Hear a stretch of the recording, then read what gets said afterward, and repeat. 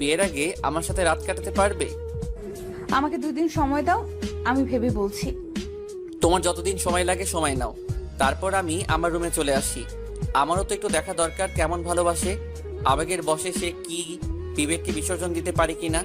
গোসল করে একটা লম্বা ঘুম দিলাম। দুপুরবেলা ঘুম থেকে উঠে ফ্রেশ হয়ে বাইরে যাচ্ছি, এমন সময় দেখি আরিফা ডাকছে। কিছু বলবা? হ্যাঁ, তোমাকে নিয়ে আমি একটু বের হতে চাই। কোথায় যাবে? তুমি রেডি হও, আমি তোমাকে নিয়ে যাচ্ছি। এখন কিছু জানতে চেও না। ঠিক আছে, আমি আসছি। 5 মিনিট সময় দাও। রেডি হয়ে নিচে গেলাম। আরিফা আগে থেকে আমার জন্য অপেক্ষা করছে। চলো।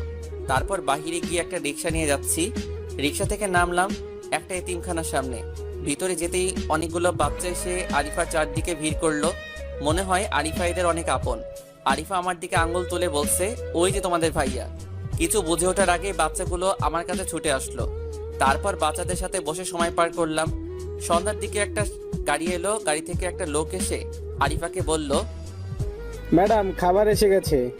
এখন কি বাচ্চাদেরকে খাবার দিয়ে দেব? সবাইকে খবর দাও। এমন সময় আরিফা আমার কাছে এসে বলল, এদের সাথে বসে খেতে তোমার কোনো আপত্তি আছে? দেখো, এদের সাথে খেলে অন্যরকম একটা অনুভূতি কাজ করবে, অনেক শান্তি পাবে। আমার কোনো সমস্যা নাই। তাছাড়া আমি প্রতি বছর এমন বাচ্চাদের সাথে বসে খাবার খাই।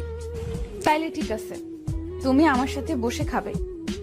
তারপর আমি আরিফার পাশে বসে বাচ্চাদের সাথে খাচ্ছি। মাঝে মাঝে আরিফার দিকে তাকিয়ে আছি। আরিফা কিন্তু একবারও আমার দিকে তাকালো না। খাওয়া দাওয়া শেষ করে বাহিরে বসে আছি। এখানে বসে আছো কেন? তোমার কি মন খারাপ? না, অনেক ভালো লাগছে। সত্যি অনেক আনন্দ লাগছে। এখন চলো, সবার কাছ থেকে বিদায় নিয়ে চলে যাই। তারপর সবার কাছ থেকে বিদায় নিয়ে আসার সময় এতিমখানার চাচা বলছে, আরিফা মা, তুমি আবার কবে আসবে? সঠিক বলতে পারি না, তবে যদি আমি না আসতে পারি তাহলে এখন থেকে প্রতি মাসে পাগড়ি আসবে। ও, তাহলে ঠিক আছে। ভালো থেকো মা, ভালো থেকো বাবা। তারপর বাহিরে এসে রিক্সা নিয়ে আবার বাসার দিকে রওনা দিলাম। আরিফা আজকে প্রয়োজন ছাড়া কোনো কথা বলছে না। আগের মতো চঞ্চলতা তার ভিতরে আমি দেখতেও পাচ্ছি না। তবে বাচ্চাদের সাথে অনেক হেসে হেসে কথা বলছে। নীরবতা ভেঙে আমি প্রশ্ন করলাম, আরিফা, এখানে তুমি কতদিন পর পর আসো? যখন আমার মন ভালো থাকে না তখন আসি। এই এতিমখানাটা বাবা বানিয়েছে। অনেকগুলো বাচ্চা এখানে থাকে আর লেখাপড়া করে। আমাদের বাসায় কেউ গেলে ওই দিন বাহির থেকে খাবার নিয়ে যাওয়া হয়, আর না হলে ওইখানেই রান্না করা হয়। পুরোটাই বাবা নিজের হাতে সামলান।